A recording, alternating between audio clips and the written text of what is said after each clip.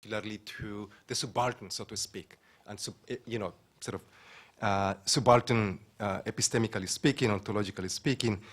The first part of the project I find more problematic, and it links up with the question of universalism. And the next sentence says, it is the overarching aim of current anthropological knowledge, if the overarching aim of current anthropological knowledge is to produce information on shared worlds, it is also to continue in the vein of tradition to venture the universal,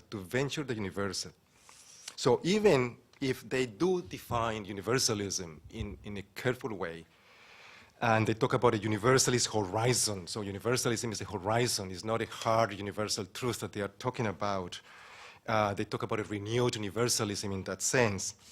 But even that, I think there is a tension, I mean, even in that sentence that I just read, between situated worlds and a universal. I mean, if there are situated worlds and situated knowledges, in what ways can we construct then common grounds or universals around those situated knowledges? Is that the project that anthropology is also about?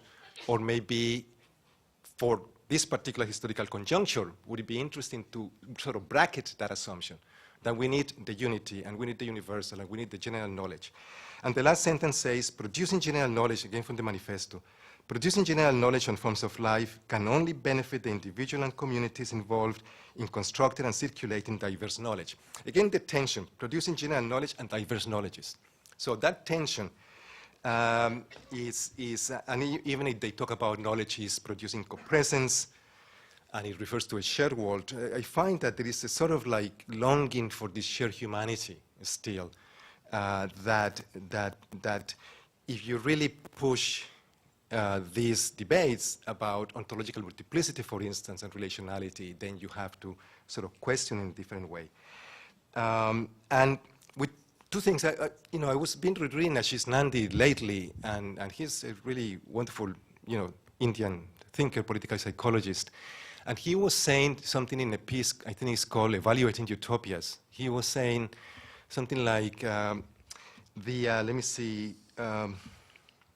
the societies that have the most assertive languages of rationality and rational knowledge, including the language of universal knowledge, general knowledge, and including societies who have a more assertive language of dialogue, as a rational dialogue, tend to prevail over societies without it.